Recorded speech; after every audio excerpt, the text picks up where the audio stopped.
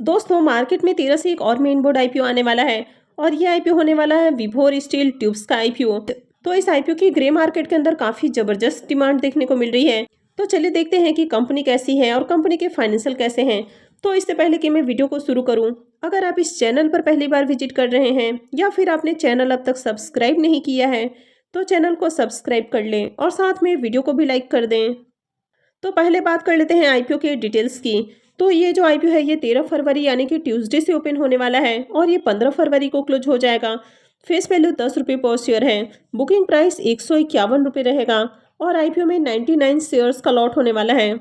अब इस आईपीओ के साइज को देखें तो आईपीओ मात्र 72.17 करोड़ का है। जनरली इस साइज के ये सेमी आईपीओ आते हुए देखने को मिलते हैं।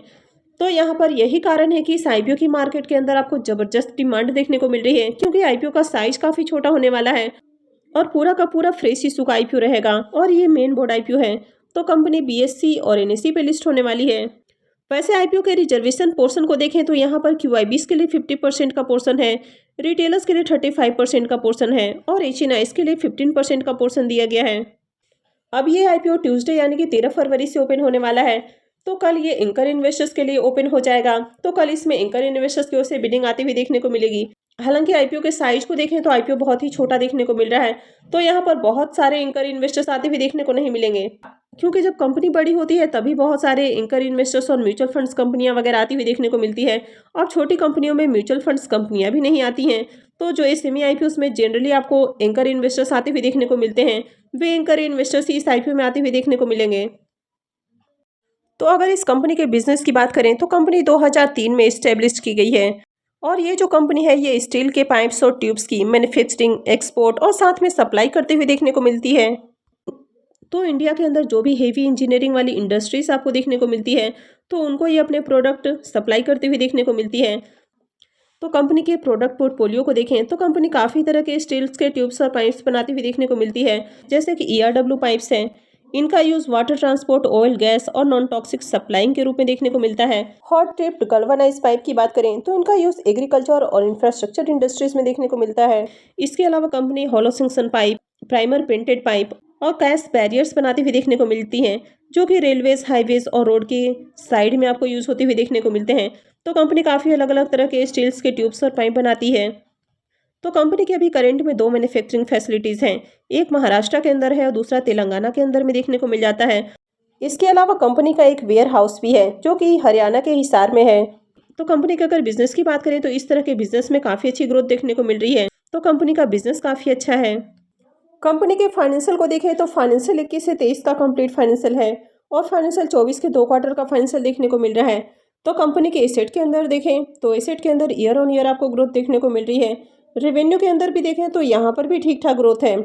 कंपनी के प्रॉफिट को देखें तो फाइनेंशियल 21 में 0.69 करोड़ का प्रॉफिट है, फाइनेंशियल 22 में 11.33 करोड़, फाइनेंशियल 23 में 21.07 करोड़ देखने को मिल रहा है। लेकिन अगर फाइनेंशियल 24 के 2 क्वार्टर में देखें तो इसका जो प्रॉफिट है वो 8.52 करोड़ देखने को मिल रहा है। तो अगर आप इसको टूल से मल्टीप्लाई भी करते हैं तो ये आपको 17 करोड़ के आसपास ही देखने को मिल रहा है। यानी कि इस साल कंपनी के प्रॉफिट में आपको गिरावट देखने को मिल सकती है। अगर नेटवर्थ की बात करें तो कंपनी के नेटवर्थ के अंदर भी इजाफा देखने को मिल रहा है। लेकिन अगर कंपनी के बोरोइंग्स को देखें तो कंपनी के जो बोरोइंग्स है वो कंटिन्यू आपको इंक्रीज होते हुए देखने को मिले हैं और करंट में कंपनी के ऊपर 160 करोड़ से भी ज़्यादा का डेट देखने को मिल रहा है। तो कंपनी के ऊपर डेट आपको थोड़ा सा ज़्यादा देखने को मिल रहा है। तो कंपनी के ऊपर डेट आपको ज़्यादा देखने को मिल रहा है। अगर डेट को छोड़ दिया जाए तो बाकी के फाइनेंशियल आपको ठीक ठाक देखने को मिल रहे हैं। अब यहाँ पर आरओई और आरओसी नंबर को देखें तो ये दोनों ही नंबर अट्रैक्टिव हैं।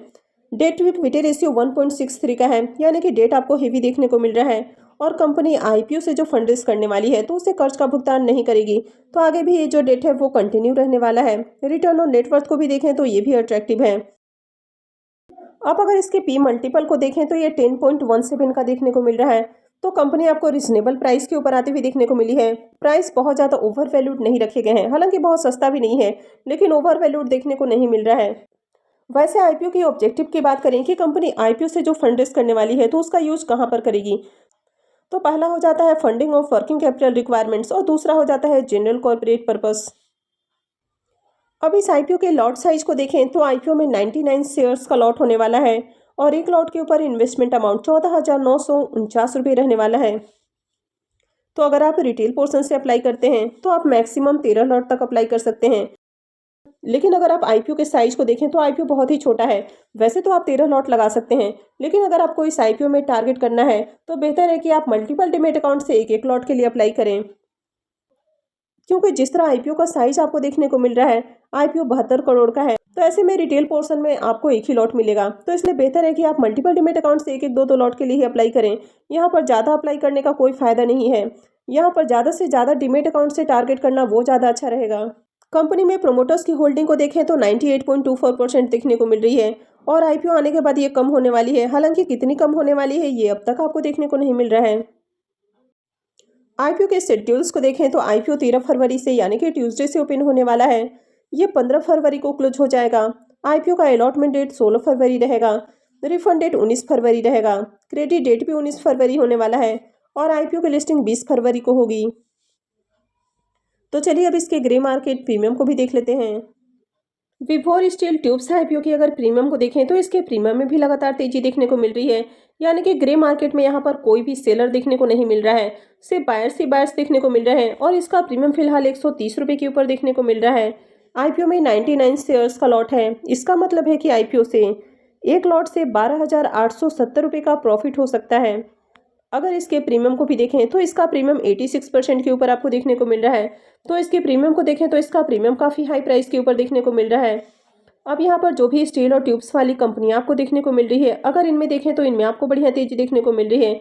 इसके अलावा अगर आईपीओ के साइज को देखें तो सबसे बड़ा जो यहाँ पर प्लस पॉइंट आपको देखने को मिल रहा है कि आईपीओ काफ़ी छोटा है, यानी कि 72 करोड़ का आईपीओ है। तो इसके कारण इसमें बहुत ज़्यादा डिमांड आपको देखने को मिलने वाली है। अब इससे पहले आपने मोती सन्स ज्वेलर्स आईपीओ को देखा, नोवा एग्रीटेक आईपीओ को देखा, तो उन दोनों ही आईपीओ की लिस्टिंग काफ़ी अच्छे प्राइस के ऊपर होती हुई देखने को मिली और लिस्टिंग के बाद भी जो स्टॉक है वो लगातार आपको सर्किट में ही देखने को मिले हैं। तो यहाँ पर भी सेम चीज़ें आपको देखने को मिलने वाली है, क्योंकि मात्र 72 करोड़ का आईपीओ है। तो ऐसे में आगे यहाँ पर भी स्टॉक आपको सर्किट में ही देखने को मिलेंगे और लिस्टिंग के साथ ही ये जो कंपनी है ये आपके पैसे को डबल करने वाला है, यानी कि आईपीओ से बम्पर प्रॉफिट बनने वाला है। तो अगर इस आईपीओ में आपको टारगेट करना है तो यहाँ पर आपको मल्टीपल डीमैट अकाउंट से अप्लाई करना होगा, यानी कि आपको अपने और अपने फैमिली मेंबर्स के डीमैट अकाउंट से अप्लाई करना होगा। यानी कि मैक्सिमम डीमैट अकाउंट से आपको एक एक दो दो लॉट के लिए अप्लाई करना होगा, तब जाकर आपके अलॉटमेंट मिलने के चांसेस इंक्रीज हो सकते हैं। हालांकि आईपीओ का साइज काफ़ी छोटा है, तो आईपीओ यहाँ पर बम्पर सब्सक्राइब होते हुए देखने को मिलेगा, यानी कि ये जो आईपीओ है ये आईपीओ भी रिकॉर्ड बनाते हुए देखने को मिल सकता है। तो अगर अभी भी आपके फैमिली मेंबर्स के नाम से डीमैट अकाउंट नहीं है तो आप अभी भी डीमैट अकाउंट खुलवा सकते हैं। मैंने डिस्क्रिप्शन में जीरोधा और अपस्टॉक का लिंक दिया हुआ है और अपस्टॉक के अंदर अभी फ्री में अकाउंट खुल रहा है, तो आप बेटर है कि अपस्टॉक के साथ फ्री में अकाउंट खुलवा सकते हैं। तो आप इस मौके का फ़ायदा उठा सकते हैं, क्योंकि अपस्टॉक के अंदर भी देखें तो कई सारी फैसिलिटीज़ आपको देखने को मिलती है। अगर आप आगे सेमी आईपीओ में भी अप्लाई करते हैं तो आप उसको प्री ओपन में भी सेल कर पाएंगे। तो आई होप कि आपको ये सारी जानकारी अच्छी लगी होगी। तो अगर आपने वीडियो को अब तक लाइक नहीं किया है तो वीडियो को लाइक कर दें और साथ में चैनल भी सब्सक्राइब कर लें। और वीडियो को अंत तक देखने के लिए आप सबका बहुत बहुत धन्यवाद।